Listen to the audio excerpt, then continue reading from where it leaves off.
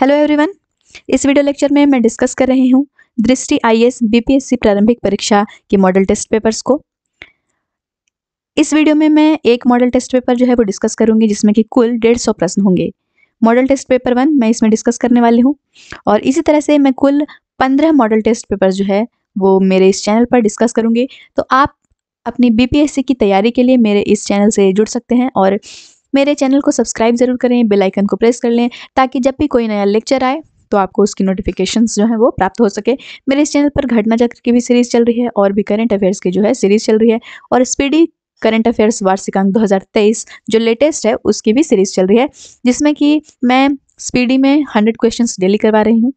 तो आप अपनी परीक्षा की तैयारी के लिए मेरे इस चैनल से ज़रूर से जुड़ें।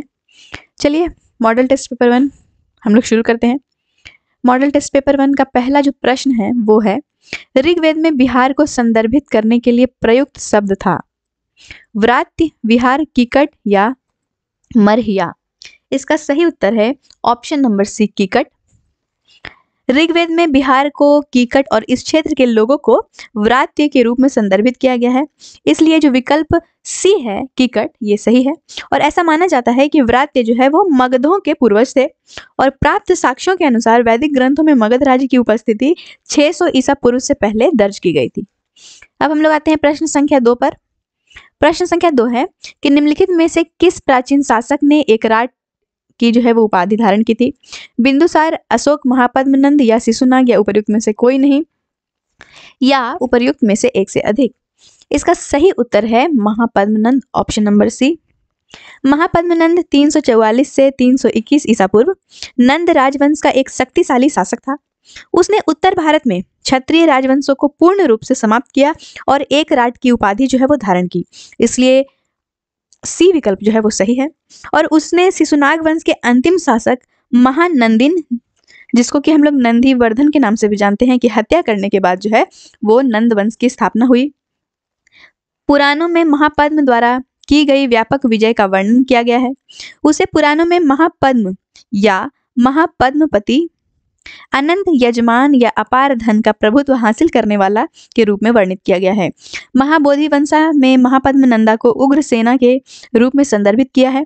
कलिंग के खारवेल का हाथी गुम्फा शिलालेख नंदों द्वारा कलिंग की विजय को दर्शाता है। कई इतिहासकारों का मानना है कि दक्कन का भी काफी हिस्सा नंदों के नियंत्रण में था, इसलिए महापद्मनंद को एक महान साम्राज्य निर्माता माना जा सकता है। बौद्ध परंपरा के अनुसार महापद्मनंद ने लगभग 10 वर्षों तक शासन किया। उसके बाद उसके 8 बेटों ने क्रमिक रूप से शासन किया। अब हम लोग आते हैं प्रश्न संख्या 3 पर। प्रश्न संख्या 3 है, गुप्तकालीन सिक्के बिहार के किस स्थान पर जो है वो पाए गए थे? हाजीपुर, जमालपुर, समस्तीपुर या चिरांद। इसका सही उत्तर है option number A, Hajipur. Bihar में चांदी के बने आहत सिक्के पटना के गोलकपुर और पूर्णिया में पाए गए थे। बक्सर और चिरांद 88 तांबे के सिक्के कुषाण कालीन हैं जो कुषाण साम्राज्य के विस्तार को दर्शाते हैं। गुप्तकालीन सिक्के हाजीपुर में पाए गए थे, इसलिए विकल्प ए जो है वो क्या है? सही है। प्रश्न संख्या 4 पर आते हैं कि प्रसिद्ध शासक मेदिनी राय का संबंध किस वंश से था? चेरो वंश, सेन वंश, पाल वंश, कर्नाट वंश या उपर्युक्त में से कोई नहीं या उपर्युक्त में से एक से अधिक। इसका सही उत्तर है ऑप्शन नंबर ए, चेरो वंश। मेदिनी राय चेरो वंश जो एक छोटा आदिवासी राज्य था का सबसे प्रसिद्ध शासक था, अतः विकल्प ए जो है वो सही है। और मध्यकाल के दौरान बिहार में कई छोटे आदिवासी राज्य जो है वो उभर कर सामने आए थे। चेरो ने सारण, शाहबाद, भोजपुर, चंपारण, पलामू और मुजफ्फरपुर जिलों में अपना शक्तिशाली राज्य जो है वो स्थापित किया और लगभग 300 वर्षों तक शासन किया। मेदिनी राय ने गया, दाऊदनगर, अरवल और रामगढ़ तक अपने क्षेत्र का जो है वो विस्तार किया। वर्ष 1634 के अंत में राय की मृत्यु होने के बाद उसका पुत्र राजा प्रताप राय जो है वो शासक बना। अंत में चेरो राजवंश को मुगल साम्राज्य में शामिल कर लिया गया था। अब हम लोग आते हैं प्रश्न संख्या 5 पर कि विक्रमशिला विश्वविद्यालय की जो स्थापना है वो निम्नलिखित में से किसके द्वारा की गई थी? महिपाल प्रथम, सुमंत सेना, न्यायदेव, धर्मपाल या उपर्युक्त में से कोई नहीं या उपरोक्त में से एक से अधिक।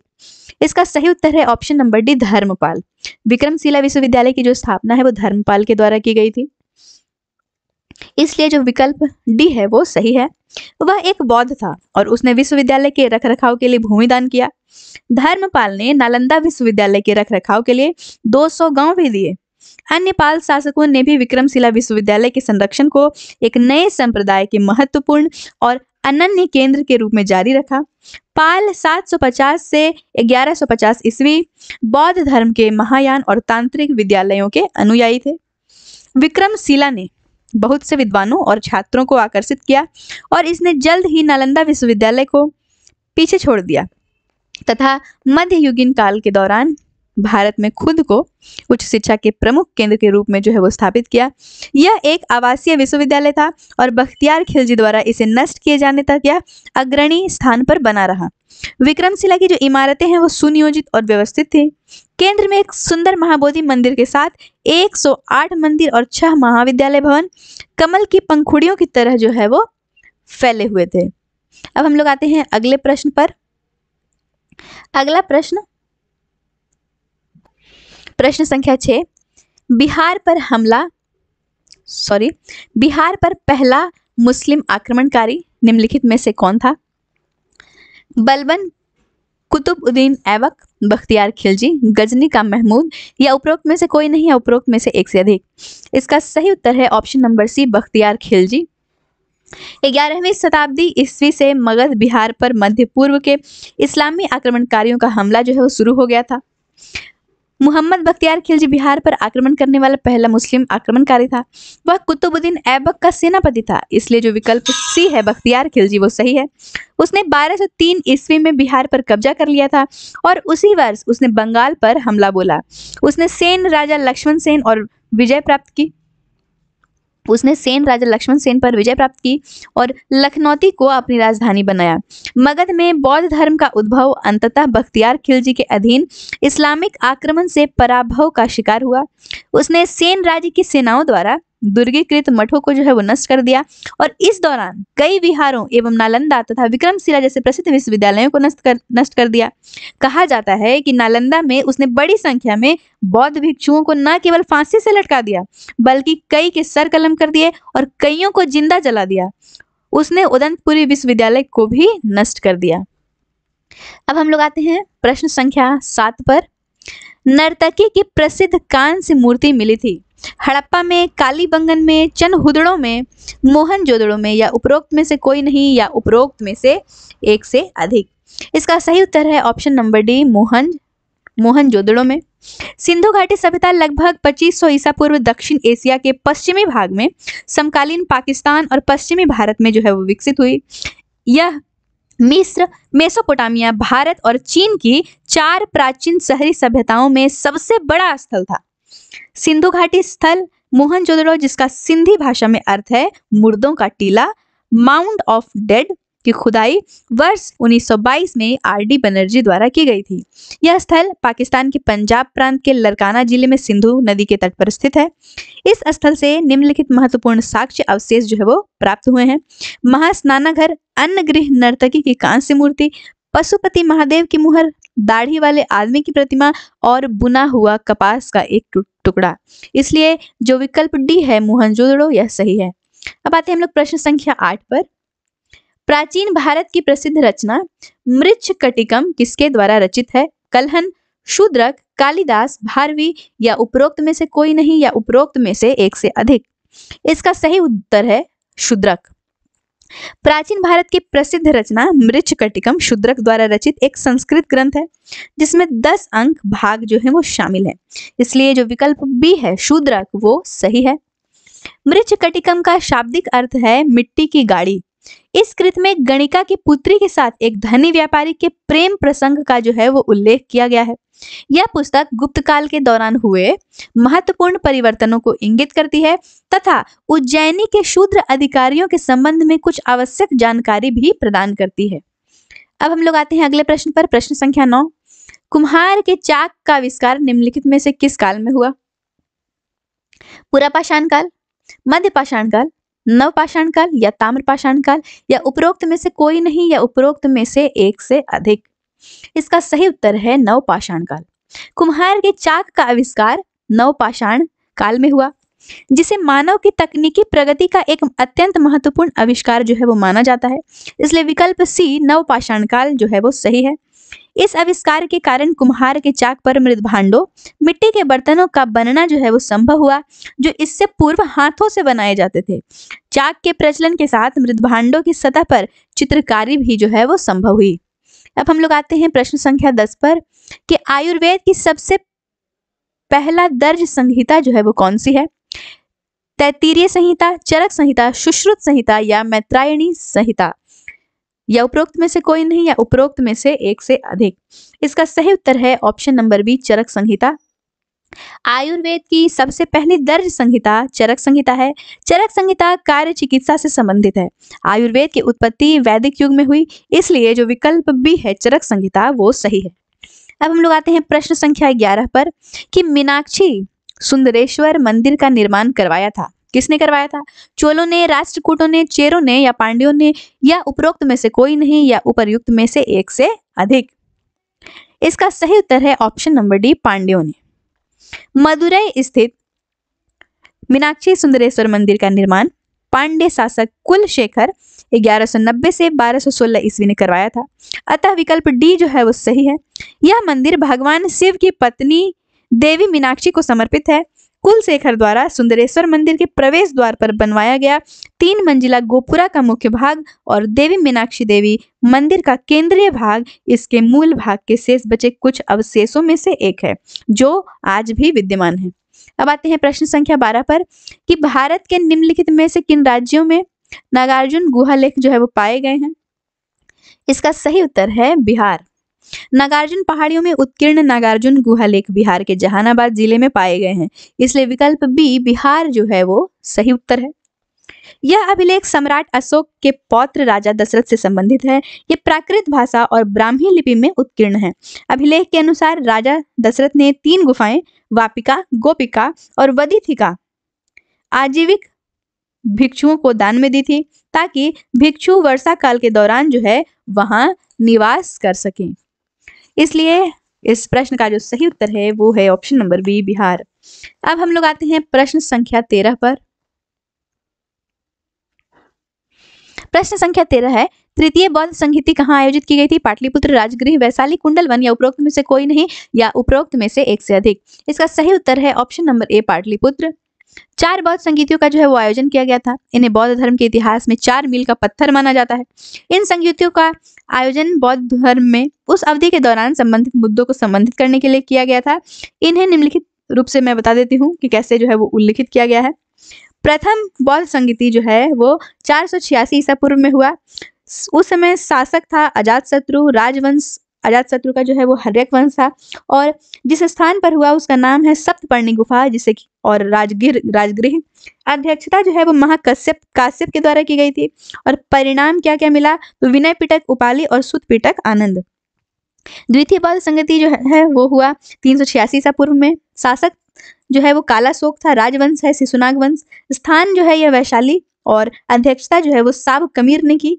और परिणाम जो है वो बौद्ध संघ स्थविर, थेरवाद तथा महासंघिक में बटा। तृतीय बौद्ध संगति जो है वो 250 ईसा पूर्व में अशोक के शासनकाल में मौर्य राजवंश में हुई और इसका जो स्थान है वो है पाटलिपुत्र। इसके अध्यक्षता जो है वो मोगली पुत्र तिस्सा ने की और इसका परिणाम है अभिधम्म पिटक पाली में बौद्ध दर्शन का संहिताकरण। चतुर्थ बौद्ध संगीति जो है वो 72 ईस्वी में हुई और कनिष्क के शासनकाल में हुई, जो कि कुषाण वंश का था। और स्थान जो है वो है कुंडलवन, कश्मीर। और इसकी अध्यक्षता जो है वो वसुमित्र ने की और इसका जो उपाध्यक्ष है वो अश्वघोष रहा। और परिणाम में बौद्ध धर्म का महायान तथा हीनयान में जो है वो विभाजन हो गया। अब हम लोग आते हैं प्रश्न संख्या 14 पर कि निम्नलिखित में से किसने भारतीय उपमहाद्वीप पर सबसे पहले जो है वो आक्रमण किया था? कुषाण, यूनानी, शक, तुर्क या उपरोक्त में से कोई नहीं, उपयुक्त में से एक से अधिक? इसका सही उत्तर है ऑप्शन नंबर बी, यूनानी। दिए गए विकल्पों में से भारत पर आक्रमण करने वाले जो सबसे पहले शासक हैं वो है यूनानी, ठीक है। इसलिए जो विकल्प बी है वो सही है। भारत पर हमला करने वाले आक्रमणकारियों का जो सही कालक्रम है वो है यूनानी जो है 326 ईसा पूर्व सिकंदर, और शक 1ली शताब्दी ईसा पूर्व, कुषाण 1ली शताब्दी ईस्वी और तुर्क 12वीं शताब्दी ईस्वी। इसलिए इसका सही उत्तर है यूनानी। अब हम लोग आते हैं प्रश्न संख्या 15 पर कि अष्टाध्यायी नामक पुस्तक जो है वो किसके द्वारा लिखी गई थी। इसका सही उत्तर है option number D, Panini. Ashtadhyayi Panini द्वारा 600 से 500 ईसा पूर्व में संस्कृत भाषा में रचित व्याकरण ग्रंथ है। इस कृति ने शास्त्रीय संगीत के लिए भाषाई मानकों का जो है वो निर्धारण किया। इस कृति ने शास्त्रीय संस्कृत के लिए भाषाई मानकों का जो है वो निर्धारण किया, और इसलिए जो विकल्प डी है पाणिनि वो सही है। और इसमें वैदिक धर्म में उभरे ध्वनि विज्ञान और व्याकरण को 4000 सूत्रों में जो है वो संकलित किया गया है। पाणिनि ने अपनी कृति को 8 अध्यायों अतः अष्टाध्यायी में जो है वो विभाजित किया, जिनमें से प्रत्येक को आगे पुनः 4 पदों में जो है वो विभाजित किया गया है। संस्कृत भाषा की शब्द और वाक्य संरचना यानी कि मॉर्फोलॉजी एंड सिंटैक्स को परिभाषित करने से आगे बढ़ते हुए अष्टाध्यायी में वाचिक भाषा में होने वाले प्रयोग और पवित्र ग्रंथों की भाषा यानी कि language of the sacred text के लिए उपयुक्त प्रयोग के बीच के अंतर को भी प्रकट किया गया है। अष्टाध्यायी निष्पादनात्मक के साथ साथ विवरणात्मक भी है। अधिनियमों, रूपांतरणों जिसको कि हम लोग इंग्लिश में ट्रांसफॉर्मेशंस कहते हैं, और पुनरावर्तन के जटिल उपयोग के साथ अष्टाध्यायी में प्रयुक्त व्याकरण की तुलना ट्यूरिंग मशीन से की गई है, जो एक आदर्श गणितीय मॉडल है और किसी भी कंप्यूटिंग डिवाइस की तार्किक संरचना को इसके आधारभूत स्तर तक जो है वो कम करता है। अब आते हैं प्रश्न संख्या 16 पर कि कैवल्य पद निम्नलिखित में से किस धर्म संप्रदाय से जो है वो संबंधित है। शैववाद, बौद्ध धर्म, जैन धर्म या भगवतवाद, या उपर्युक्त में से कोई नहीं या उपर्युक्त में से एक से अधिक। इसका सही उत्तर है ऑप्शन नंबर सी, जैन धर्म। सही उत्तर है जैन धर्म। कैवल्य पद जैन धर्म से संबंधित है और इसका अर्थ है संपूर्ण ज्ञान। 30 वर्ष की आयु में महावीर तपस्वी बन गए एवं उन्होंने 12 वर्षों तक कठोर तपस्या की। महावीर स्वामी को जुम्भीय ग्राम के निकट रिजु पालिका नदी के तट पर साल वृक्ष के नीचे कैवल्य सर्वोच्च ज्ञान की जो है वो प्राप्ति हुई। इसी कारण उनका नाम केवलिन भी पड़ा। जैन धर्म में 24 तीर्थंकर हुए, जिनमें से महावीर जो है वो अंतिम तीर्थंकर थे, इसलिए जैन धर्म जो है वो सही उत्तर है। प्रश्न संख्या 17, हड़प्पा कालीन स्थल मोहनजोदड़ो जो है वो किस नदी के निकट जो है वो स्थित है। इसका सही उत्तर है option number C, Sindhu. Mohenjodaro उत्तरी सिंध प्रांत, दक्षिणी पाकिस्तान, सिंधु नदी के दाहिने तट पर टीले और खंडहरों का समूह है, इसलिए जो विकल्प सी है सिंधु वो सही है। यह सुक्कुर सखर से लगभग 50 मील 80 किलोमीटर दक्षिण पश्चिम में सिंधु के समतल जलोढ़ मैदान में स्थित है। इस स्थल पर प्राचीन सिंधु सभ्यता के 2 प्रमुख केंद्रों में से एक 2500 से 1700 ईसा पूर्व के अवशेष हैं। दूसरा केंद्र जो है वो हड़प्पा है, जो उत्तर पश्चिम में पाकिस्तान के पंजाब प्रांत में लगभग 400 मील यानी कि 640 किलोमीटर की दूरी पर है। अब हम लोग आते हैं प्रश्न संख्या 18 पर कि भीमबेटका शैलाश्रय भारत के किस राज्य में जो है वो स्थित है। इसका सही उत्तर है मध्य प्रदेश। भीमबेटका कहाँ स्थित है? मध्य प्रदेश में। भीमबेटका शैलाश्रय मध्य प्रदेश में मध्य भारत के पठार के दक्षिणी किनारे पर विंध्य पर्वत के गिरिपीठ में जो है वो स्थित है, इसलिए विकल्प सी यानी कि मध्य प्रदेश जो है वो सही उत्तर है। इन चित्रित गुफाओं की जो संख्या है वो 400 से अधिक है और ये एक वृहद क्षेत्र में फैले हुए हैं। इन गुफाओं की खोज वी.एस. वाकनकर विक्रम विश्वविद्यालय के पुरातत्व संग्रहालय और उत्खनन विभाग के प्रमुख ने की थी। इस स्थल पर शैलाश्रयों के 5 समूह मौजूद हैं, जो मध्य पाषाण काल में प्रागैतिहासिक काल तक की गुहा चित्रकारी की अनवरत परंपरा को दर्शाते हैं। वे भित्ति चित्रों के विषयों की प्रचुरता, गहनता और विविधता को भी प्रदर्शित करते हैं और सम्मिलित रूप से शैल कला के सघनतम ज्ञात संकेंद्रण का जो है वो निर्माण करते हैं। अब हम लोग आते हैं प्रश्न संख्या 19 पर कि किस शिलालेख ने पहली बार अशोक नाम का जो है वो उल्लेख किया था। कलिंग शिलालेख, सोपारा शिलालेख, गिरनार शिलालेख या मस्की शिलालेख। इसका यह उपर्युक्त में से कोई नहीं है, उपर्युक्त में से एक से अधिक। इसका सही उत्तर है ऑप्शन नंबर डी, मस्की शिलालेख। मस्की जो है वो भारत के कर्नाटक के रायचूर जिले में स्थित एक पुरातात्विक स्थल है। यह मस्की नदी के तट पर स्थित स्थल है, जो तुंगभद्रा की जो है वो सहायक नदी है। वर्ष 1915 में सी बिडोन द्वारा सम्राट अशोक के एक शिलालेख की खोज के साथ यह स्थल जो है वो प्रमुखता में आ गया। ठीक है, यह सम्राट अशोक का पहला शिलालेख था जिसमें सम्राट के लिए अशोक का प्रयोग किया गया था, जबकि पूर्व में उन्हें देवनामप्रिय पियादासी के रूप में शिलालेखों पर संदर्भित किया गया था। शिलालेख या निष्कर्ष निकालने के लिए महत्वपूर्ण था कि भारतीय उपमहाद्वीप में उन्हें देवनामप्रिय प्रियदासी के रूप में संदर्भित किया जाता था।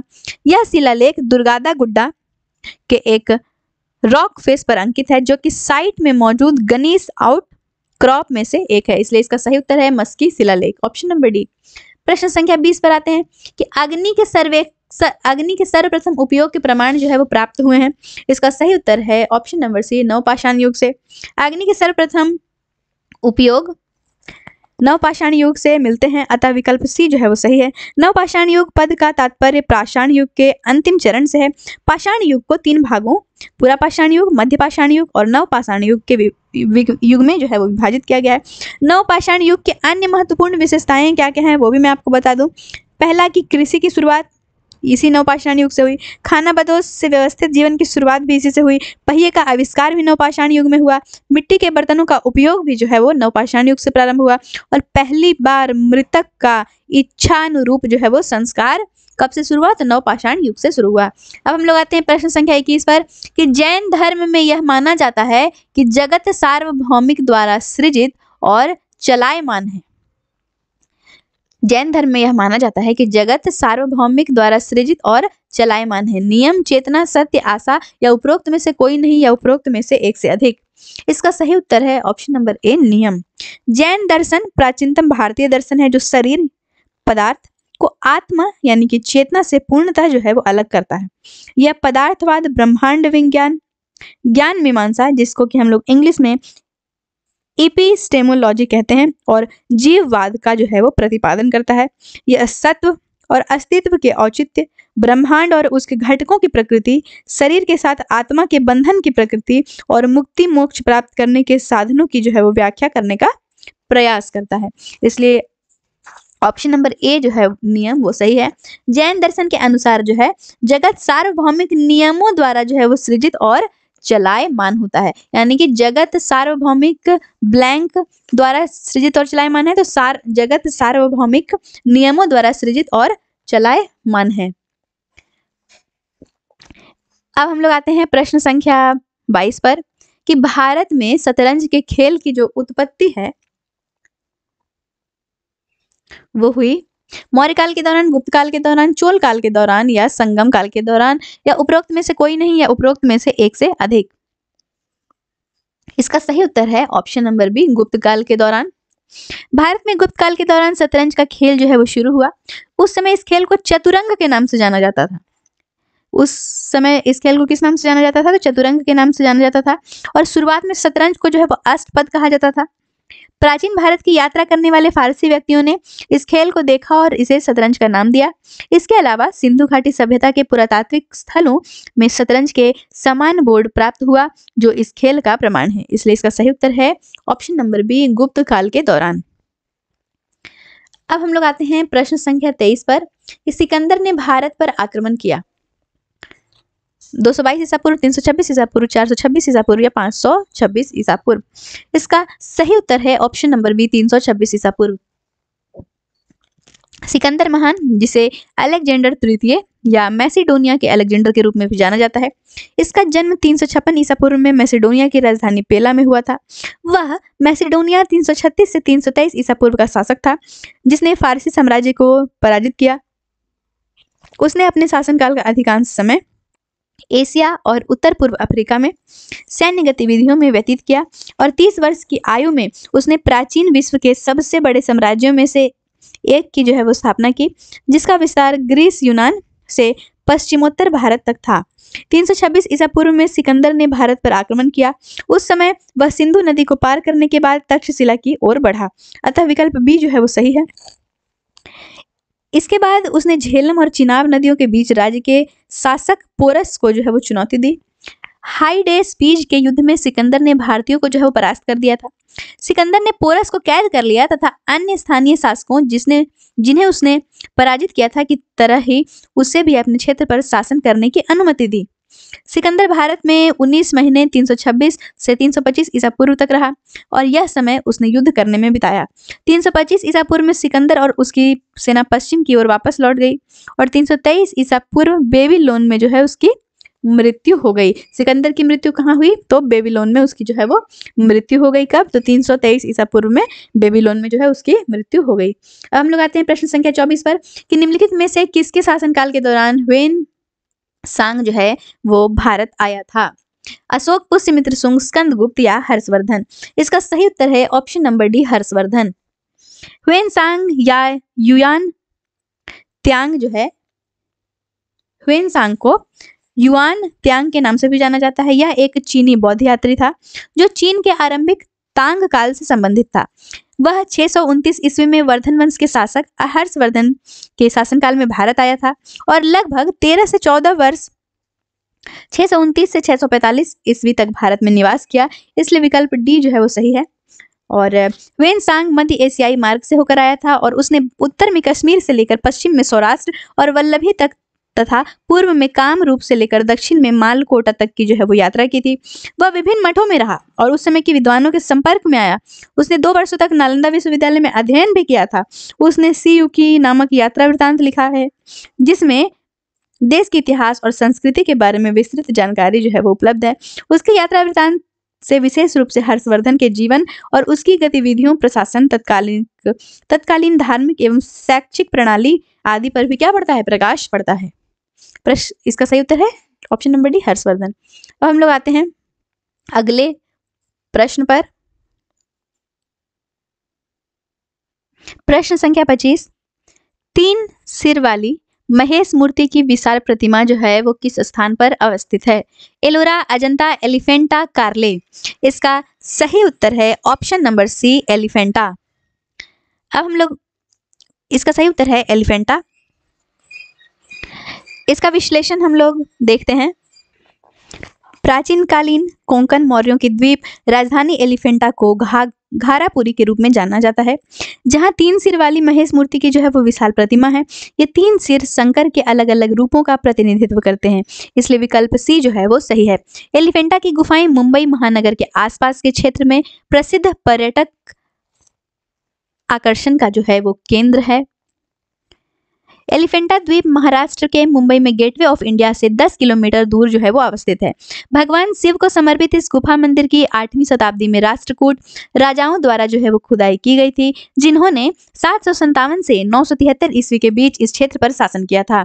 एलिफेंटा गुफाएं 7 गुफाओं का एक समूह है, जिनमें से सबसे महत्वपूर्ण महेश मूर्ति गुफा है। गुफा का मुख्य भाग बरामदा को छोड़कर 3 दिशाओं में खुला हुआ है, जो 27 मीटर वर्ग क्षेत्र में फैला हुआ है और यह 6 स्तंभों पर टिका है। यहाँ द्वारपालों की विशाल आकृतियां बहुत प्रभावशाली हैं। इस गुफा में अर्धनारीश्वर, कल्याण सुंदरम, शिव, रावण द्वारा कैलाश पर्वत को उठाना, अंधकारी मूर्ति, अंधकासुर का वध और नटराज शिव की उल्लेखनीय छवियां हैं। यूनेस्को द्वारा इस गुफा परिसर को विश्व धरोहर का दर्जा जो है वो प्रदान किया गया है। अब हम लोग आते हैं प्रश्न संख्या 26 पर कि मौर्य साम्राज्य के प्रांत अवंती पथ की राजधानी का नाम जो है वो क्या था? तक्षशिला, सुवर्णगिरी, मगध या उज्जैन? या उपर्युक्त में से कोई नहीं है, उपर्युक्त में से एक से अधिक। इसका सही उत्तर है option number D, Ujjain. Maurya साम्राज्य के प्रांतों के नाम अशोक के शिलालेखों पर मिलते हैं। इन प्रांतों को उनकी राजधानियों के साथ नीचे जो है वो मैं बताती हूँ दर्शाया गया है। एक मिनट। ध्यातव्य है कि मगध, देखिए प्रश्न है कि मौर्य साम्राज्य के प्रांत अवंती पथ की राजधानी का नाम क्या था? तो इसका सही उत्तर है उज्जैन। अब हम लोग आते हैं, इसके लिए इतना काफी है कि मौर्य साम्राज्य के प्रांत जो अवंती पथ की राजधानी का नाम क्या है, तो इसकी राजधानी का नाम उज्जैन है। अब हम लोग आते हैं अगले प्रश्न पर कि प्रश्न संख्या 27 है कि निम्नलिखित में से कौन सा मंदिरों का सही कालानुक्रम है? क्या है? इसका सही उत्तर है ऑप्शन नंबर बी, तटीय मंदिर, लक्ष्मण मंदिर, मोढेरा सूर्य मंदिर, कामाख्या मंदिर। महाबलीपुरम में तटीय मंदिर सोर टेम्पल नरसिंह वर्मन द्वितीय के शासनकाल में जो है वो बनवाया गया था। नरसिंह वर्मन द्वितीय को राज सिंह वर्मन के नाम से भी जाना जाता है, जिसने 700 से 728 ईस्वी तक जो है वो शासन किया था। विष्णु को समर्पित खजुराहो का लक्ष्मण मंदिर चंदेल राजा धंग द्वारा 954 ईस्वी में बनवाया गया था। यह जो है वो नागर शैली का मंदिर है, जो एक ऊंचे चबूतरे पर स्थित है, जहाँ पहुंचने के लिए जो है वो सीढ़ियां बनाई गई हैं। मोढेरा सूर्य मंदिर का जो निर्माण है वो 1026 ईस्वी में सोलंकी राजवंश के राजा भीमदेव प्रथम ने करवाया था। कामाख्या मंदिर कामाख्या देवी को समर्पित एक शक्तिपीठ है जिसका निर्माण असम में जो है वो 17वीं शताब्दी में किया गया। अब हम लोग आते हैं अगले प्रश्न पर। प्रश्न संख्या 28 है कि मत विलास प्रहसन के जो है वो रचयिता कौन है? इसका सही उत्तर है option number A Mahendra Varman प्रथम। मत विलास प्रहसन एक जो है वो लघु संस्कृत नाटक है। यह तमिलनाडु में 7वीं शताब्दी की शुरुआत में पल्लव शासक महेंद्र वर्मन प्रथम 571 से 630 सेंचुरी में महेंद्र वर्मन प्रथम 571 से 630 ईस्वी द्वारा रचित 2 उत्कृष्ट अभिनय नाटकों में से जो है वो एक है। वहीं उनके द्वारा रचित जो दूसरा नाटक है उसका नाम है भोगवध जुका। ठीक है। और मत विलास प्रहसन एक व्यंग रचना है जो अधर्मी कपालिका और पशुपति शैवित पंथ बौद्ध एवं जैन धर्म के विचित्र पहलुओं पर जो है वो व्यंग करती है। अब हम लोग आते हैं अगले प्रश्न पर, प्रश्न संख्या 29 पर कि निम्नलिखित में से किस व्यक्तित्व को तमिल साहित्य का जो है वो जनक माना जाता है? इसका सही उत्तर है अगस्त्य। तमिल स्रोतों के अनुसार ऋषि अगस्त्य को तमिल साहित्य का जो है वो जनक माना जाता है, इसलिए विकल्प ए जो है वो सही है। अब हम लोग आते हैं प्रश्न संख्या 30 पर कि भारत में सिंधु घाटी सभ्यता का जो सबसे पूर्वी स्थल जो है वो कौन सा है? इसका सही उत्तर है आलमगीरपुर। ठीक है। आलमगीरपुर सिंधु घाटी सभ्यता का सबसे पूर्वी पुरातात्विक स्थल है जो हड़प्पा 12 काल 3300 से 1300 ईसा पूर्व से यमुना नदी के तट किनारे जो है वो विकसित हुआ था। यह उत्तर प्रदेश के मेरठ जिले में स्थित है और इसे सिंधु घाटी की सभ्यता की सबसे पूर्वी सीमा जो है वो माना जाता है, इसलिए ऑप्शन नंबर डी जो है वो इसका सही उत्तर है। अब हम लोग आते हैं अगले प्रश्न पर, प्रश्न संख्या 31 कि दिल्ली सल्तनत के किस राजवंश ने सबसे कम अवधि तक शासन किया? ऑप्शन है तुगलक वंश, लोधी वंश, गुलाम वंश या खिलजी वंश। इसका सही उत्तर है ऑप्शन नंबर डी खिलजी वंश। भारतीय इतिहास में 1206 और 1526 ईस्वी के बीच की अवधि को दिल्ली सल्तनत शासनकाल के रूप में जाना जाता है। 300 से अधिक वर्षों के शासनकाल में 5 वंशों ने दिल्ली में शासन किया, जिसमें गुलाम वंश 1206 से 90 ईस्वी, खिलजी वंश 1290 से 1320 ईस्वी और तुगलक वंश 1320 से 1413 ईस्वी, सैयद वंश 1414 से 51 ईस्वी और 1414 से 1451 ईस्वी और लोधी वंश 1451 से 1526 ईस्वी जो है वो शामिल थे, इसलिए जो ऑप्शन नंबर डी है खिलजी वंश यह सही उत्तर है। अब हम लोग आते हैं प्रश्न संख्या 32 पर कि प्राचीन संस्कृत ग्रंथों में उल्लिखित यवन प्रिया जो है वो संदर्भित करता है किसको? तो इसका सही उत्तर है ऑप्शन नंबर बी काली मिर्च को। ठीक है। प्राचीन संस्कृत ग्रंथों में उल्लिखित यवन प्रिया शब्द का तात्पर्य भारतीय काली मिर्च से है। रोमन साम्राज्य को हाथी दांत, सूती वस्त्र और कीमती रत्नों के अलावा इसका निर्यात भी जो है वो किया जाता था, इसलिए इसका सही उत्तर है काली मिर्च को। प्रश्न संख्या 33 है कि दारा सिकोह किस सूफी सिलसिले का अनुयायी था? इसका सही उत्तर है ऑप्शन नंबर ए कादरी। अब हम लोग आते हैं प्रश्न संख्या 34 पर कि तालीकोटा का जो युद्ध है वो लड़ा गया। इसका सही उत्तर है ऑप्शन नंबर बी विजयनगर साम्राज्य और दक्कन सल्तनत के बीच। तालीकोटा का जो युद्ध है वो 26 जनवरी 1565 ईस्वी एक जल विहीन युद्ध था जो विजयनगर साम्राज्य और दक्कन सल्तनतों के बीच जो है वो लड़ा गया था। अब हम लोग आते हैं प्रश्न संख्या 35 पर कि निम्नलिखित में से किसने विजयनगर साम्राज्य की है जो वो स्थापना की? इसका सही उत्तर है हरिहर और बुक्का। जब दक्षिण में मोहम्मद तुगलक की शक्तियां जो है वो समाप्त हो रही थी, तब 2 हिंदू राजकुमारों हरिहर और बुक्का ने वर्ष 1336 में कृष्णा नदी व तुंग भद्रा नदी के बीच के क्षेत्र में स्वतंत्र विजयनगर साम्राज्य की जो है वो स्थापना की, इसलिए ऑप्शन नंबर ए हरिहर और जो बुक्का है वो सही उत्तर है। अब हम लोग आते हैं प्रश्न संख्या 36 पर कि मुगल सम्राट जिन्होंने अपने साम्राज्य में तंबाकू के उपयोग को जो है वो प्रतिबंधित किया था, इसका सही उत्तर है option number D Jahangir.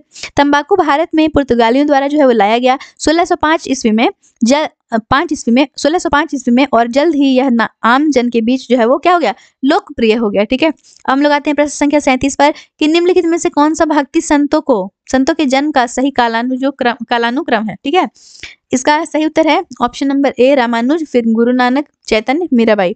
Ramanuj जो है इनका कालक्रम है क्या?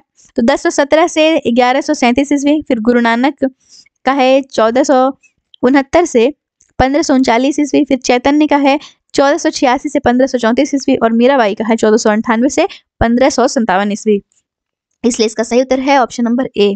अब हम लोग आते हैं प्रश्न संख्या 38 पर कि गुप्तकालीन साहित्यिक कृति नीतिसार के रचनाकार हैं। इसका सही उत्तर है ऑप्शन नंबर सी कामंदक।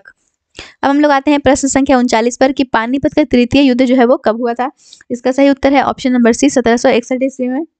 पानीपत का तृतीय युद्ध जो है वो 14 जनवरी 1761 को दिल्ली के उत्तर में 60 मील दूर स्थित पानीपत में मराठा साम्राज्य की उत्तरी अभियान सेना और अफगानिस्तान के राजा अहमद शाह अब्दाली एवं उसके 2 भारतीय मुस्लिम सहयोगी दोआब के रोहिला अफगान और अवध के नवाब शुजा उद्दौला के गठबंधन के बीच जो है वो लड़ा गया। इसलिए इसका सही उत्तर है ऑप्शन नंबर सी 1761। अब हम लोग आते हैं प्रश्न संख्या 40 पर कि भारत में तोपों के सर्वप्रथम प्रयोग का श्रेय जो है वो किसे दिया जाता है। इसका सही उत्तर है बाबर। प्रश्न संख्या 41 है कि प्रशासनिक प्रणाली मनसबदारी मुगल साम्राज्य में शुरू की गई थी, किसके द्वारा? तो इसका सही उत्तर है अकबर के द्वारा। 1571 ईस्वी के दौरान मुगल साम्राज्य में अकबर द्वारा शुरू की गई मनसबदारी एक प्रशासनिक प्रणाली थी और मनसब जो है वो अरबी मूल शब्द है जिसका अर्थ है रैंक या पद। इस प्रकार मनसबदारी सरकारी अधिकारियों की रैंकिंग की एक प्रणाली थी जो नागरिक और सैन्य कर्तव्यों को जो है वो क्या करती थी, निर्धारित करती थी। ठीक है, अब हम लोग आते हैं अगले प्रश्न पर, प्रश्न संख्या 42 पर। प्रश्न संख्या 42 है कि घोड़े की नाल की आकृति के मेहराब का जो प्रयोग है वो पहली बार हुआ था। इसका सही उत्तर है अलाई दरवाजा में, ऑप्शन नंबर बी। अब हम लोग आते हैं प्रश्न संख्या 43 पर कि कौन सा मुगल शासक उसकी कब्र के स्थान के सही जो है वो सुमेलित नहीं है। इसका सही उत्तर है ऑप्शन नंबर ए, ये जो है वो सही सुमेलित नहीं है। जो मुगल शासक जहांगीर है उसका मकबरा आगरा में नहीं बल्कि कहाँ स्थित है, लाहौर में स्थित है। इसका सही उत्तर होगा लाहौर। ठीक है, जहांगीर का जो मकबरा है वो आगरा में स्थित ना होकर के कहाँ स्थित है, तो लाहौर में स्थित है। ठीक है, इसका जो मकबरा है वो आगरा में स्थित ना होकर के कहाँ स्थित है, तो लाहौर में स्थित है।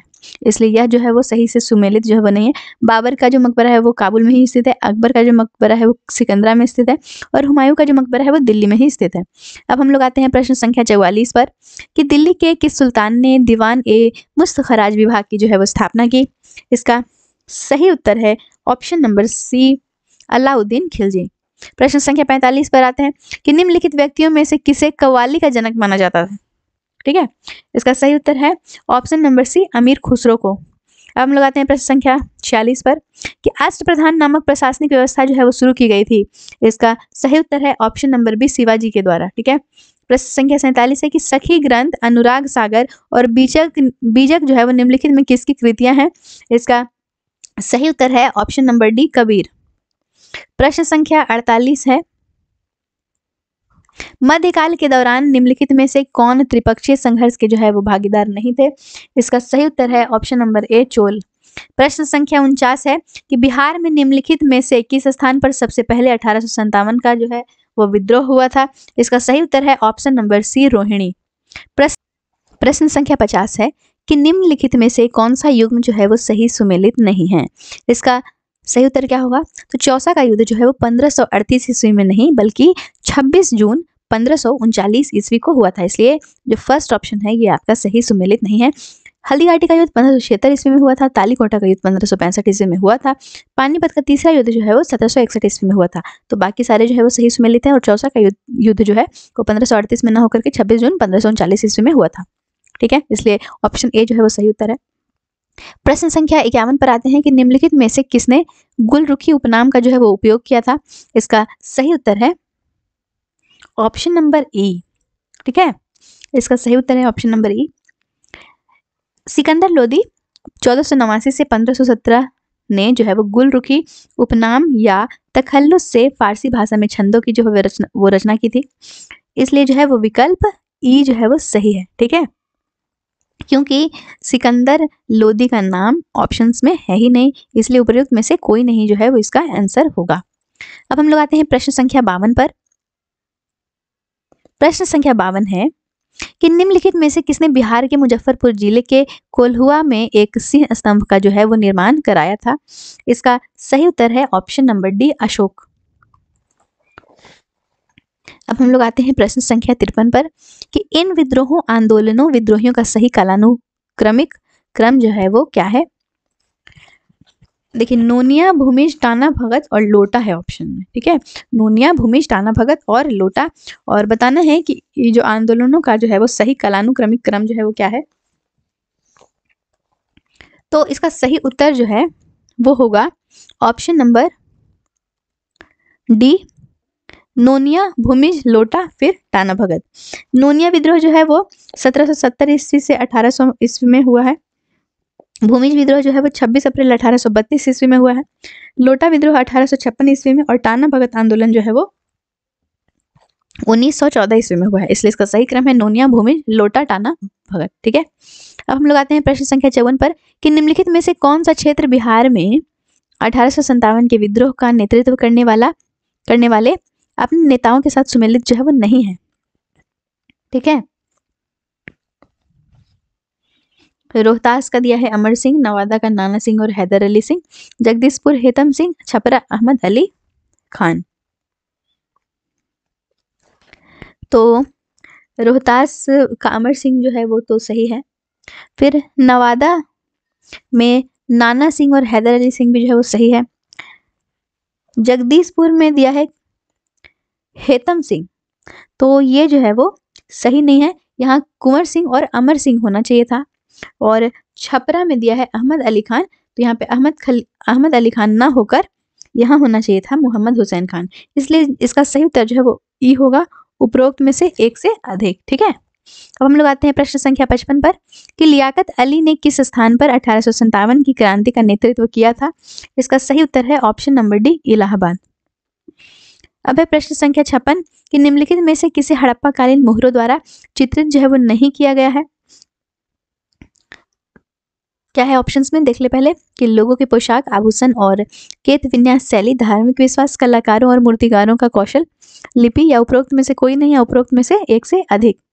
ठीक है, तो हड़प्पा से प्राप्त मोहरें जो है वो हमें सिंधु घाटी सभ्यता के बारे में उपयोगी जानकारी प्रदान करती है। फिर ये जो मोहरें हैं वो सेल, खड़ी पत्थर, टेराकोटा और तांबा से बनी हुई है। कुछ मोहरों पर मानव अथवा पशुओं की आकृतियां जो है वो उत्कीर्ण है, और अधिकांश मोहरों पर वास्तविक जानवरों की आकृतियां बनी हुई है, जबकि कुछ पर पौराणिक कथाओं में वर्णित जानवरों की जो है वो आकृति बनी हुई है। मोहरे में जो है वो ये जो मोहर है वो आकार में जो है वो आयताकार है, गोलाकार है या बेलनाकार भी है। ठीक है, और मोहरों पर एक चित्रात्मक लिपि खुदी हुई है। अधिकांश मोहरों में पीछे की तरफ एक घुंडी होती है और जिसमें एक छेद होता है। ऐसा माना जाता है कि इन मोहरों का जो उपयोग है वो विभिन्न व्यापारिक संघों द्वारा जो है वो मुद्रांकन के प्रयोजनों के लिए जो है वो किया जाता था। इन मुद्राओं गर्दन या बाह में भी जो है वो पहना जाता था। इसलिए इसका सही उत्तर क्या होगा, तो इसका सही उत्तर है ऑप्शन नंबर ई। ठीक है, अब हम लोग आते हैं प्रश्न संख्या 57 पर कि बंगाल में दोहरी सरकार प्रणाली जो है वो शुरू की गई थी किसके द्वारा। तो इसका सही उत्तर होगा रॉबर्ट क्लाइव के द्वारा। अब हम लोग आते हैं प्रश्न संख्या 58 पर कि बिहार में साइमन कमीशन का बहिष्कार करने के लिए सर्वदलीय बैठक का नेतृत्व जो है वो किसने किया था। तो इसका सही उत्तर है ऑप्शन नंबर बी, अनुराग नारायण सिन्हा ने। ठीक है, इसका सही उत्तर होगा अनुराग नारायण सिन्हा। अब हम लोग आते हैं प्रश्न संख्या 59 पर कि भारतीय राष्ट्रीय कांग्रेस की स्थापना के समय भारत का वायसराय जो है वो कौन था। ठीक है, इसका सही उत्तर है option number C, Lord Dufferin. प्रश्न संख्या 60 है कि असहयोग आंदोलन को स्थगित करने का कारण था, क्या था भाई। तो इसका सही उत्तर है चौरी चौरा कांड। देखिए, असहयोग आंदोलन एनसीएम जो है वो नॉन कॉपरेशन मूवमेंट, वो 1 अगस्त 1920 को महात्मा गांधी के द्वारा जो है वो शुरू किया गया था। यह भारतीय स्वतंत्रता संघर्ष के दौरान देशव्यापी स्तर पर जो है वो आयोजित पहला सामूहिक आंदोलन था। असहयोग आंदोलन की जो शुरुआत है इसके प्रमुख कारण है जालियांवाला बाग नरसंहार, और इसके परिणाम स्वरूप पंजाब में जो है वो अशांति फैल गई थी। फिर मॉन्टेग्यू चेम्सफोर्ड सुधार में जो है वो असंतोष, फिर रॉलेट एक्ट, फिर खिलाफत आंदोलन। ठीक है, और असहयोग आंदोलन को स्थगित करने का जो कारण है वो है कि 5 फरवरी 1922 को कांग्रेस खिलाफत आंदोलन का एक जुलूस जो है वो उत्तर प्रदेश के गोरखपुर जिले के चौरा चौरी नामक स्थान पर निकाला था। कुछ पुलिसकर्मियों के व्यवहार से चिढ़कर भीड़ के एक हिस्से द्वारा उन पर जो है वो हमला कर दिया गया। जवाबी कार्रवाई में पुलिस जो है वो निहत्थे जुलूस पर गोलियां चला दी। इससे उत्तेजित होकर पूरे जुलूस ने ही पुलिसकर्मियों पर हमला कर दिया। जब पुलिसकर्मी थाने के अंदर छिपने गए तो भीड़ ने इमारत में जो है वो क्या कर दी, आग लगा दी। भागने का प्रयास कर रहे पुलिसकर्मियों को पकड़कर आग में झोंक दिया गया। इसलिए चौरी चौरा की इस घटना में जो है वो 22 पुलिसकर्मी जो है वो मारे गए, और महात्मा गांधी चौरी चौरा कांड की खबर से अत्यंत दुखी हुए और उन्होंने आंदोलन को वापस लेने का जो है वो फैसला किया, क्योंकि इसने अहिंसा की उस कठोर शर्त का उल्लंघन किया था जिसे उन्होंने सविनय अवज्ञा चरण के शुभारंभ और असहयोग आंदोलन को बनाए रखने के लिए निर्धारित किया था। इस प्रकार 12 फरवरी 1922 को असहयोग आंदोलन जो है वो समाप्त हो गया। इसलिए इसका जो सही उत्तर है वो है option number D, Chauri Chaura कांड। प्रश्न संख्या 61। 1883 में जब इल्बर्ट बिल प्रस्तुत किया गया उस समय वायसराय कौन था? इसका सही उत्तर है option number D, Lord Ripon. प्रश्न संख्या 62 है। साफाहोर आंदोलन निम्नलिखित में से किस वर्ष शुरू हुआ? इसका सही उत्तर है ऑप्शन नंबर बी, 1868। प्रश्न संख्या 63 है। भारत में सती प्रथा पर प्रतिबंध निम्नलिखित में से किस वर्ष में लगाया गया था? इसका सही उत्तर है ऑप्शन नंबर सी, वर्ष 1829। अब आते हैं हम लोग प्रश्न संख्या 64 पर कि चोल प्रशासनिक प्रणाली की सबसे अद्वितीय विशेषता थी। इसका सही उत्तर है ऑप्शन नंबर डी, ग्रामीण स्वायत्तता। प्रश्न संख्या 65 है कि 1857 का विद्रोह शुरू हुआ, कितनी तारीख को शुरू हुआ? तो इसका सही उत्तर है 1857 का जो विद्रोह शुरू हुआ वो 10 मई 1857 को शुरू हुआ था। प्रश्न संख्या 66 है कि निम्नलिखित में से कौन सा व्यापार के लिए भारत आने वाले यूरोपियों का जो है वो सही क्रम है? तो सबसे पहले पुर्तगाली आए, फिर डच आए, फिर अंग्रेज आए और फिर आए फ्रांसीसी। तो इसलिए इसका सही उत्तर जो है वो ऑप्शन नंबर सी है, पुर्तगाली, डच, अंग्रेज, फिर फ्रांसीसी। प्रश्न संख्या 67 है कि निम्नलिखित में से कौन नेहरू रिपोर्ट का मसौदा तैयार करने वाली समिति के सदस्य नहीं था या थे? ठीक है, तो फरवरी 1928 में मोतीलाल नेहरू की अध्यक्षता में भारत के लिए संविधान का जो मसौदा तैयार करने वाली समिति का जो है वो गठन किया गया था। और इस समिति में जो सदस्य थे वो थे तेज बहादुर सप्रू, सुभाष चंद्र बोस, MS अणे, मंगल सिंह, अली इमाम और सुएब कुरैशी और GR प्रधान। इसलिए इसका सही उत्तर जो है वो क्या होगा? ई होगा। ठीक है, क्योंकि आप देख सकते हैं ऑप्शंस में कि इसमें MS अणे का भी नाम है, फिर जवाहरलाल नेहरू का नाम है, फिर तेज बहादुर सप्रू का भी नाम है। तो इसलिए इसका सही उत्तर होगा उपरोक्त में से एक से अधिक। अब हम लोग आते हैं अगले प्रश्न पर कि मौर्य काल में सीता शब्द का अर्थ क्या? ठीक है, मौर्य काल में सीता शब्द का जो है वो क्या अर्थ था? एक धार्मिक संप्रदाय, एक देवी, राजकीय भूमि से राजस्व या बंजर भूमि, या उपरोक्त में से एक से अधिक, या उपयुक्त में से कोई नहीं। ठीक है, तो इसका सही उत्तर होगा राजकीय भूमि से राजस्व। अब आते हैं हम लोग प्रश्न संख्या 69 में कि जेम्स ऑगस्टस हिक्की नामक एक आयरिश व्यक्ति के द्वारा भारत में शुरू किया गया जो पहला समाचार पत्र था ये क्या था? तो इसका सही उत्तर है द पायनियर। द पायनियर जो है यह पहला समाचार पत्र था। अब आते हैं प्रश्न संख्या 70 पर कि निम्नलिखित में से कौन सा युग्म जो है वो सही से सुमेलित नहीं है? ठीक है, तो ब्रह्म समाज, आदि ब्रह्म समाज है, फिर सर्वेंट्स ऑफ इंडिया सोसाइटी है, तत्बोधिनी सभा है और सत्य शोधक समाज जो है। उसके बाद कह रहा है कि इसमें से कौन सा युग्म है जो कि सही सुमेलित नहीं है। ठीक है, तो तत्वबोधिनी सभा जो है इसका जो स्थापना है ये वर्ष 1839 में देवेंद्र नाथ टैगोर ने राजा राम मोहन राय के विचारों को दूरस्थ स्थानों तक फैलाने के लिए किया था। तो यह जो है ये सही सुमेलित नहीं है। फिर सर्वेंट्स ऑफ इंडिया सोसाइटी जो है इसकी स्थापना जो है वो गोपाल कृष्ण गोखले के द्वारा हुई थी, तो यह भी सही सुमेलित नहीं है। फिर है आदि ब्रह्म समाज, तो आदि ब्रह्म समाज है, तो ब्रह्म समाज का जो स्थापना हुआ था वो 1828 में राजा राम मोहन राय ने किया था और 1866 में ब्रह्म समाज जो है वो दो भाग में विभाजित हो गया, आदि ब्रह्म समाज और दूसरा था भारतवर्षीय ब्रह्म समाज।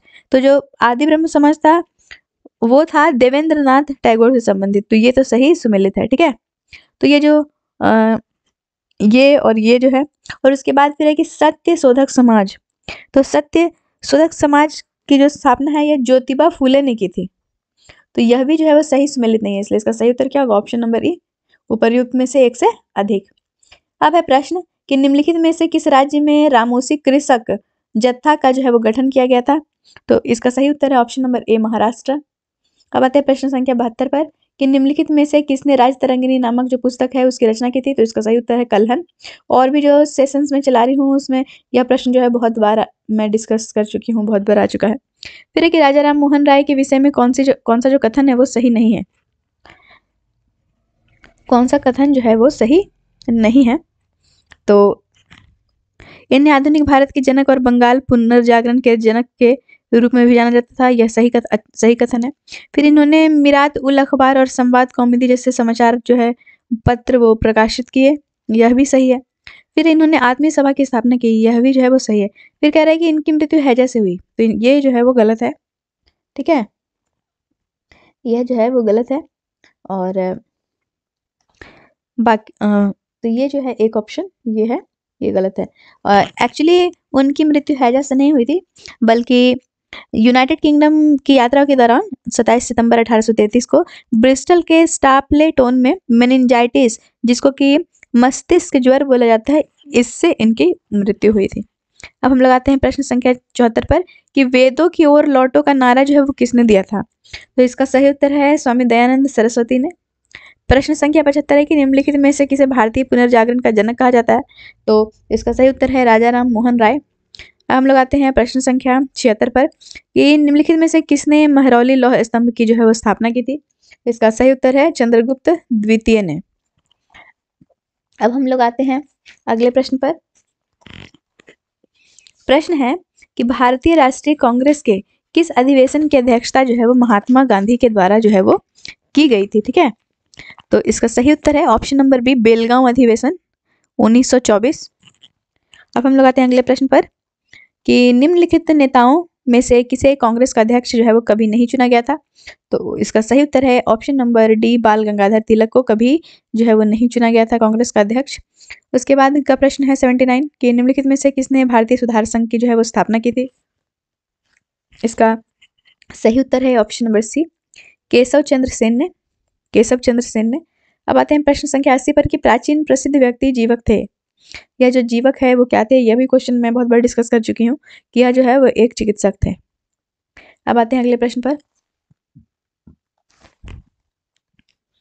प्रश्न संख्या 81 है कि किस भारतीय नेता को अंग्रेजों द्वारा भारतीय अशांति का जनक कहा गया है।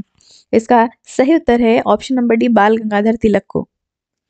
बाल गंगाधर तिलक को जो है वो भारतीय नेता भारतीय शांति का जो है वो जनक कहा गया है। और प्रश्न संख्या 82 है कि निम्नलिखित में से किसने भारत में प्रसिद्ध भूदान आंदोलन शुरू किया था। तो इसका सही उत्तर है ऑप्शन नंबर सी विनोबा भावे ने।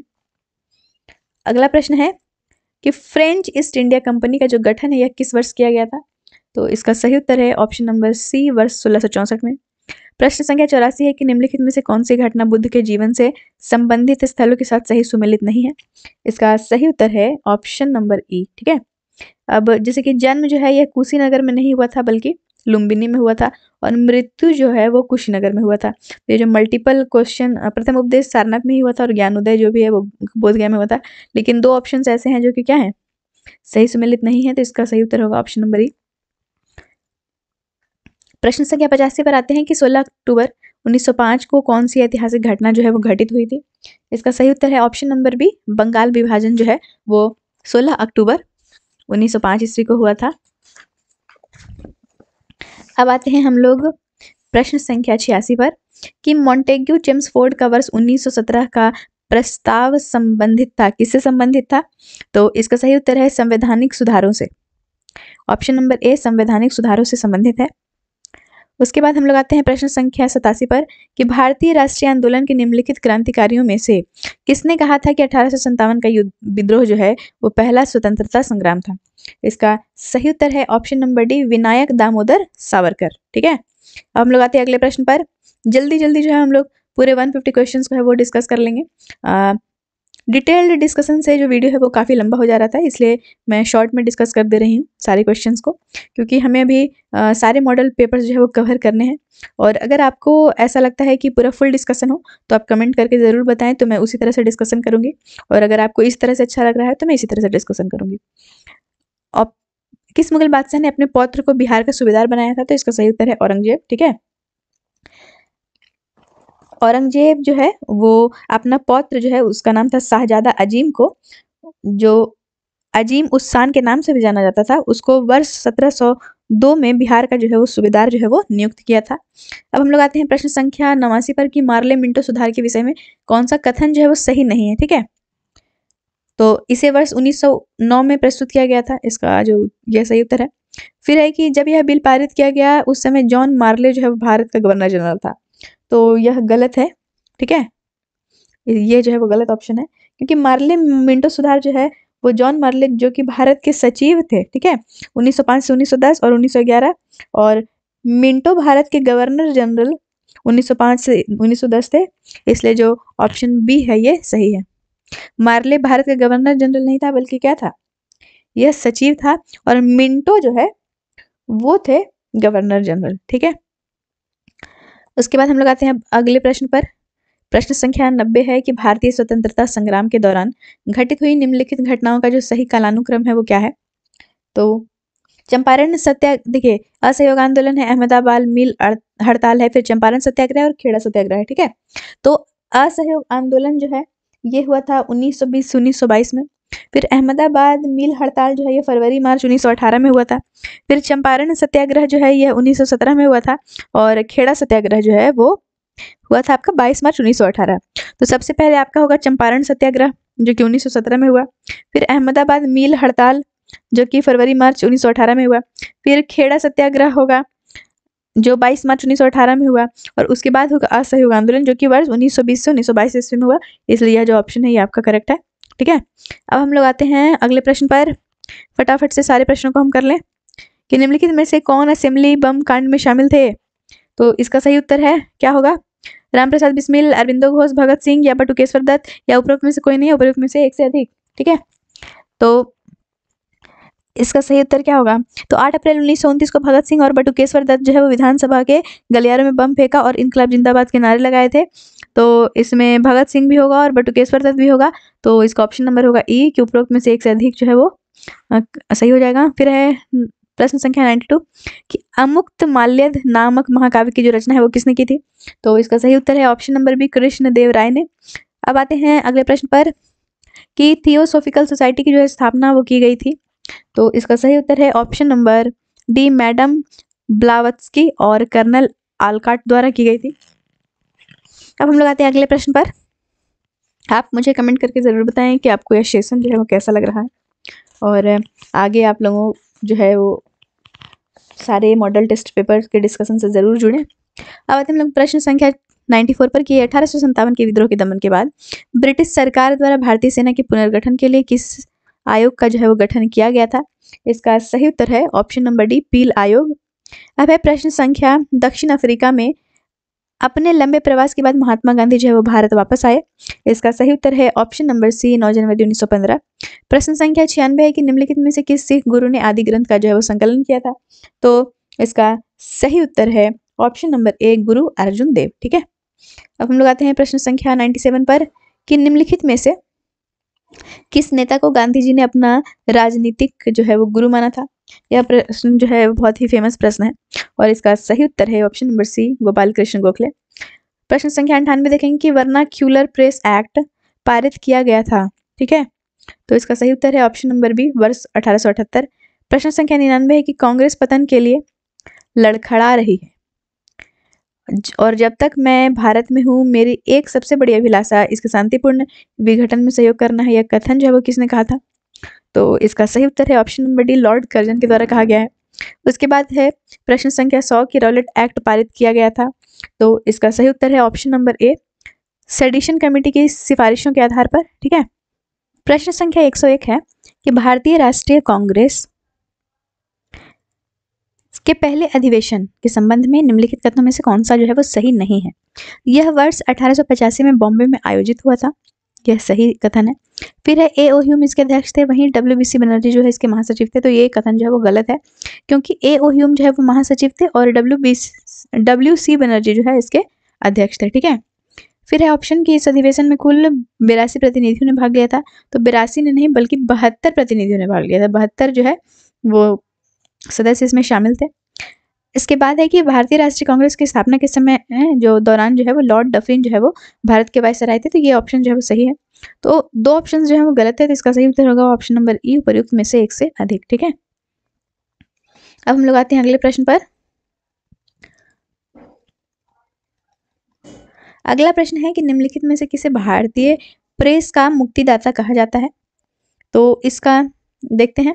चार्ल्स मेटकाफ है, बाल गंगाधर तिलक है, लॉर्ड कैनिंग है और राम मोहन राय है। ठीक है, तो इसका जो सही उत्तर है वो होगा option number A, Charles Metcalfe. ठीक है, इन्हीं को भारतीय प्रेस का जो है मुक्तिदाता कहा जाता है, liberator of the Indian press. प्रश्न संख्या 103 है कि निम्नलिखित स्थानों में से किस स्थान को नियंत्रण में लेने से जो है वो उपद्रव जो है वो उत्पन्न हुआ। ठीक है, तो इसका सही उत्तर है ऑप्शन नंबर डी, सिंहभूम। अब आते हैं प्रश्न संख्या 104 पर कि निम्नलिखित में से कौन सा युग्म जो है वो सही सुमेलित नहीं है। VD. Savarkar, Hindutva, Jawaharlal Nehru, unhappy India, Mahatma Gandhi, Hind Swaraj, Surendranath Banerjee, a nation in making.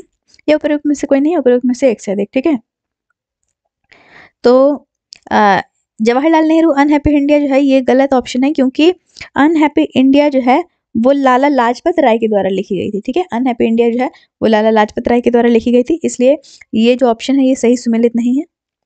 अब आते हैं प्रश्न संख्या 105 पर कि भारतीय राष्ट्रीय आंदोलन के किस नेता को जो है ब्रिटिश संसद के लिए पहली बार जो है वो निर्वाचित किया गया था। तो इसका सही उत्तर है ऑप्शन नंबर डी, दादा भाई नौरोजी को। अब आते हैं हम लोग अगले प्रश्न पर कि निम्नलिखित में कौन सा जो है बिहार सोशलिस्ट पार्टी का के जो है संस्थापक था थे। तो डॉक्टर राजेंद्र प्रसाद, रामवृक्ष बेनीपुरी, स्वामी विद्यानंद या रामनंद मिश्र। ठीक है, और ऑप्शन ई तो आप लोग जानते ही हैं कि क्या है कि उपयुक्त में से कोई नहीं या उपयुक्त में से एक से अधिक। ठीक है, तो जो बिहार सोशलिस्ट पार्टी का जो संस्थापक थे, तो इन मतलब इसका जो गठन है वो हुआ आपका 1931 में, और इसकी जो स्थापना है वो गंगा शरण सिन्हा, रामवृक्ष बेनीपुरी और रामानंद मिश्र के द्वारा किया गया था। ठीक है, तो ऑप्शन में आपका रामवृक्ष बेनीपुरी भी है और रामानंद मिश्र भी है, इसलिए ऑप्शन ई जो है वो करेक्ट होगा। अब हम लोग आते हैं प्रश्न संख्या 107 पर। प्रश्न संख्या 107 है कि निम्नलिखित में से किसके शासनकाल के दौरान उपनिषदों का जो है वो फारसी भाषा में अनुवाद किया गया था। तो इसका सही उत्तर है ऑप्शन नंबर डी, शाहजहां। प्रश्न संख्या 108 है कि 1940 के लाहौर प्रस्ताव का जो है उद्देश्य वो क्या था। तो इसका सही उत्तर है ऑप्शन नंबर ए, कि मुस्लिमों के लिए एक अलग राज्य का गठन करना। ठीक है, फिर है प्रश्न संख्या 109 है कि निम्नलिखित में से कौन सा गांधी इरविन समझौता का परिणाम नहीं था। तो इसका देख लेते हैं कि सविनय अवज्ञा आंदोलन को समाप्त करना, और भी बहुत सारे ऑप्शंस है। ठीक है, कि कांग्रेस का दूसरे गोलमेज सम्मेलन में शामिल होने के लिए सहमत होना, या ब्रिटिश सरकार द्वारा भारतीय राष्ट्रीय कांग्रेस की गतिविधियों पर अंकुश लगाने हेतु पारित सभी आदेशों को वापस लेना, या ब्रिटिश सरकार द्वारा नमक पर आरोपित कर को जो है वो समाप्त करना, या उपयुक्त में से कोई नहीं, उपयुक्त में से एक से अधिक। ठीक है, तो जो गांधी इरविन समझौते का जो परिणाम था वो था कि गांधी जी जो है इरविन की ईमानदारी से प्रभावित थे, और भारतीय राष्ट्रीय कांग्रेस को जो के विरुद्ध चलाए जा रहे सविनय अवज्ञा आंदोलन को समाप्त करने के लिए जो है उन्होंने फिर सहमति जो है व्यक्त किया। ठीक है, फिर है कि कांग्रेस संवैधानिक सुधारों की रूपरेखा प्रदान करने के लिए द्वितीय गोलमेज सम्मेलन में शामिल होने के लिए भी सहमति दी। तो ये दोनों ऑप्शन जो है वो क्या है, करेक्ट हो गया।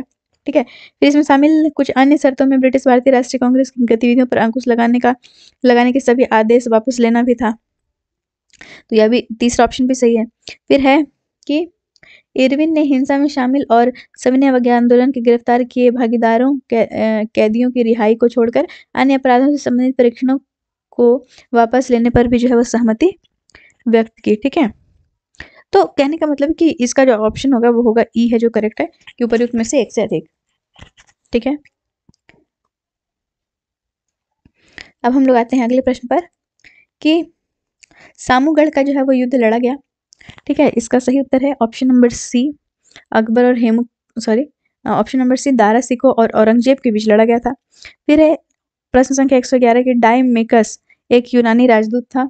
इसका सही उत्तर है किसके दरबार में, तो बिंदुसार के दरबार में। फिर है अगले प्रश्न को देखते हैं। प्रश्न संख्या 112 जो है उसमें लिखा है कि क्रिप्स मिशन भारत आया था। तो इसका सही उत्तर है ऑप्शन नंबर सी, वर्ष 1942 में। अगला प्रश्न है कि वर्ष 1939 में कांग्रेस के अध्यक्ष बनने के लिए सुभाष चंद्र बोस द्वारा कौन पराजित हुआ था? तो इसका सही उत्तर है option number C, Pattabhi Sitaramayya. अब आते हैं प्रश्न संख्या 114 पर कि होयसल राजवंश की राजधानी कहाँ थी? तो इसका सही उत्तर है ऑप्शन नंबर बी, द्वार समुद्र। प्रश्न संख्या 115 है कि बिहार के निम्नलिखित में से किस जिले का प्राचीन नाम जो है वो अंगुत्री था? तो इसका सही उत्तर है ऑप्शन नंबर बी, लखीसराय।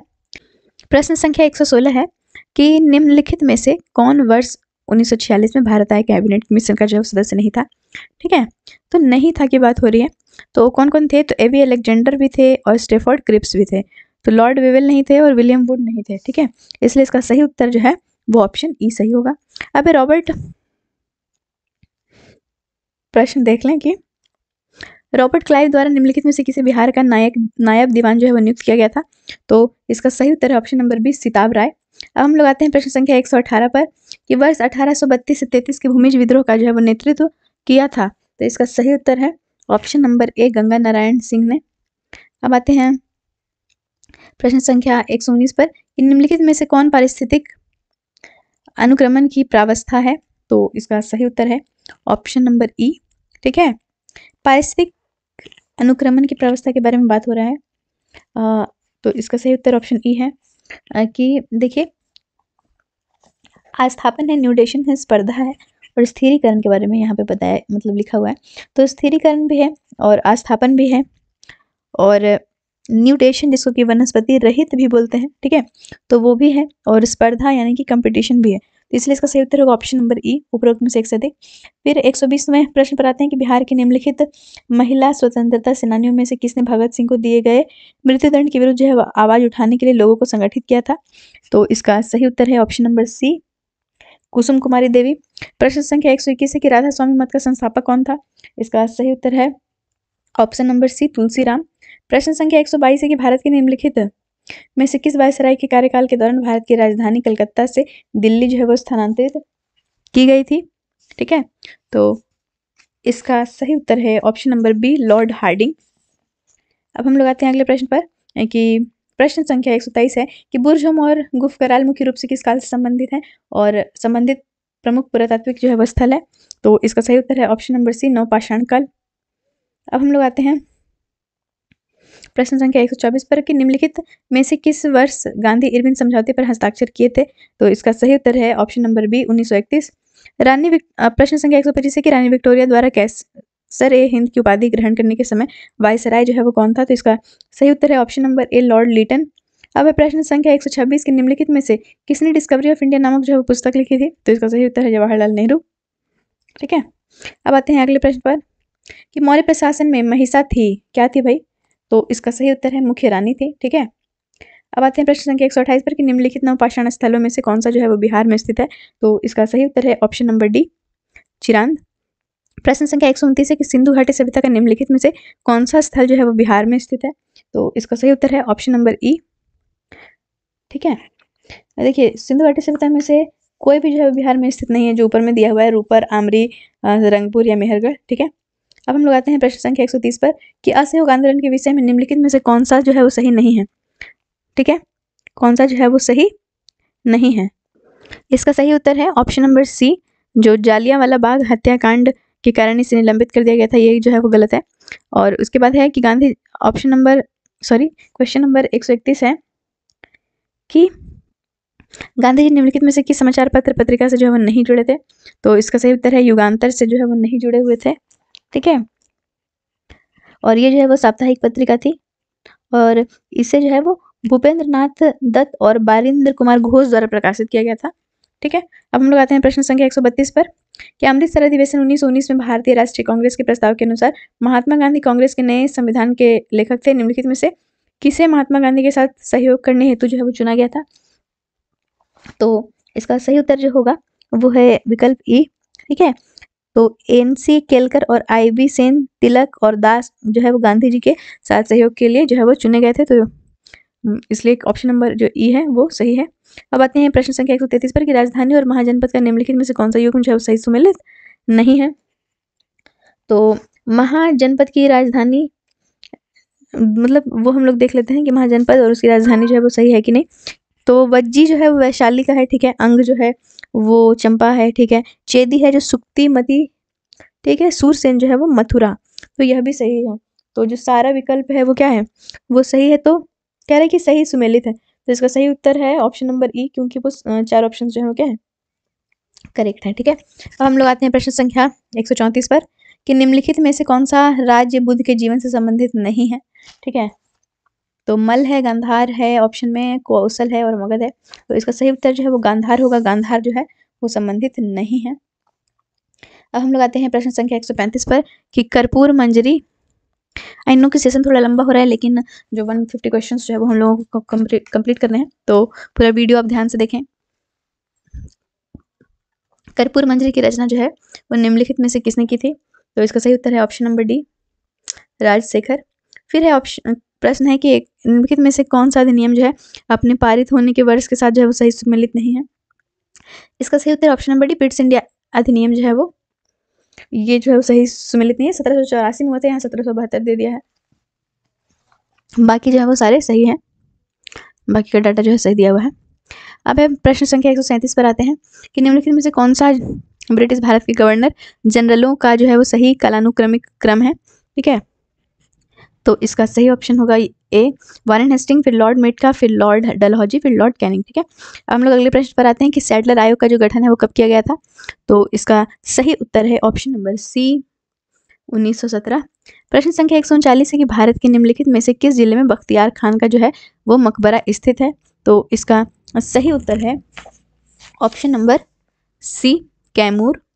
प्रश्न संख्या 140 है कि निम्नलिखित में से किसने पटना शहर को अजीमाबाद जो है वो नाम दिया था। तो इसका सही उत्तर है ऑप्शन नंबर बी, अजीम उस शान ने। प्रश्न संख्या 141 पे आते हैं कि निम्नलिखित में से किस मुगल सम्राट द्वारा कश्मीर के शासक यूसुफ शाह चक को बिहार में जो है वो निर्वासित किया गया था। तो इसका सही उत्तर है ऑप्शन नंबर सी, अकबर। प्रश्न संख्या 142 है कि निम्नलिखित में से कौन मुजफ्फरपुर षड्यंत्र कांड से जो है वो जुड़ा था। तो इसका सही उत्तर है ऑप्शन नंबर ई, ठीक है। इसका ऑप्शन नंबर ई जो है वो सही है, क्योंकि मुजफ्फरपुर षड्यंत्र कांड जो है वो 1908 में मुजफ्फरपुर के मुख्य प्रेसिडेंसी मजिस्ट्रेट डी.एच. किंग्सफोर्ड की हत्या करने के लिए खुदीराम बोस और प्रफुल्ल चाकी द्वारा एक क्रांतिकारी जो है वो षड्यंत्र था। तो खुदीराम बोस भी है और प्रफुल्ल चाकी भी है, इसलिए ऑप्शन नंबर ई जो है वो सही है। अब आते हैं प्रश्न संख्या 143 पर कि निम्नलिखित में से किस क्षेत्र में स्थायी बंदोबस्त की जो है वो शुरुआत की गई थी। इसका सही उत्तर है ऑप्शन नंबर ए, बंगाल। प्रश्न संख्या 144 है कि सरफरोशी की तमन्ना अब हमारे दिल में है कविता को पहली बार निम्नलिखित में से किसने गाया था। तो इसका सही उत्तर है ऑप्शन नंबर सी, राम प्रसाद बिस्मिल। अब हम लोग आते हैं अगले प्रश्न पर कि निम्नलिखित में से कौन सा, अगला प्रश्न देखते हैं कि निम्नलिखित में से कौन सा राजवंश जो है वो कन्नौज त्रिकोण का हिस्सा नहीं था। तो इसका सही उत्तर है ऑप्शन नंबर डी, चालुक्य, ठीक है। अब हम लोग आते हैं अगले प्रश्न पर कि मोरक्को के यात्री इब्न बतूता ने भ्रमण किया था। तो इसका सही उत्तर है ऑप्शन नंबर बी, मोहम्मद बिन तुगलक के दरबार में। प्रश्न संख्या 147 है कि निम्नलिखित सिख गुरुओं में से किसका जन्म जो है वो बिहार में हुआ था। तो इसका सही उत्तर है ऑप्शन नंबर डी, गुरु गोविंद सिंह। प्रश्न संख्या 148 है कि वर्ष 1905 में कांग्रेस के बनारस अधिवेशन की जो अध्यक्षता है वो किसने की थी। तो इसका सही उत्तर है option number D, Gopal Krishna Gokhale ने। प्रश्न संख्या 149 है कि निम्नलिखित में से कौन सी घटनाएं अपने वर्ष के साथ सही सुमेलित नहीं है। तो इसका सही उत्तर है ऑप्शन नंबर ई। देखिए, बिहार में ब्रिटिश शासन का जो विस्तार है वो 1757 में हुआ, ये सही है। बक्सर का युद्ध है 1764 में या 1765 दिया है। बंगाल का कार्य अधिनियम जो 1885 में, ये सही है। कांग्रेस का 28वां अधिवेशन जो है वो 1912 में हुआ था या 1910 हुआ है, दिया हुआ है। तो दो ऑप्शन जो है वो करेक्ट नहीं है। यहाँ पे होना चाहिए था 1764 और यहाँ पे होना चाहिए था 1912, ठीक है। इसलिए ऑप्शन ई सही है।